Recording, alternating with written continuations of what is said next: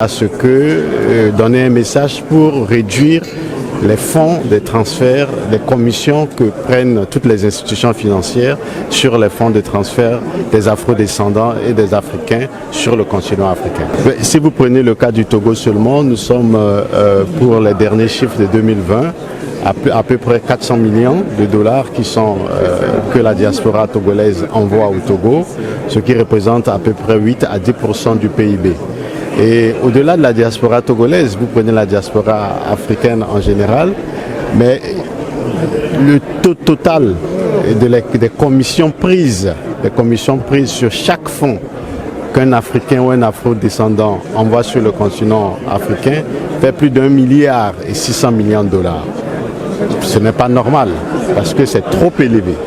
Donc quand on voit un taux qui est entre 15 et 16% sur le continent africain, alors que sur les autres continents, les commissions prises sont beaucoup inférieures, ce n'est pas normal, ça pénalise notre diaspora et c'est de notre responsabilité de soutenir notre diaspora parce que la diaspora investit dans nos pays en diminuant les taux de transfert sur tous les transferts. Le Togo préside un comité, donc ce n'est pas le Togo, nous avions le haut comité pour la décennie de la diaspora.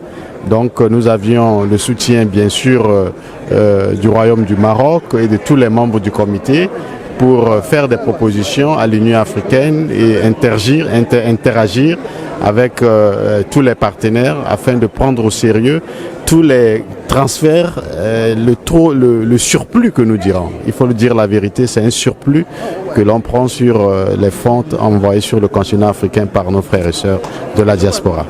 قبل ما تخرجوا ما تنسوش تابوناو في قناة أشكاين وتفعلوا الجرس باش يوصلكم الجديد في الحين. إذا عجبكم المحتوى بارتاجيوه مع أصدقائكم، ولمزيد من الأخبار تيليشارجوا تطبيق أشكاين من بلاي ستور وأب ستور.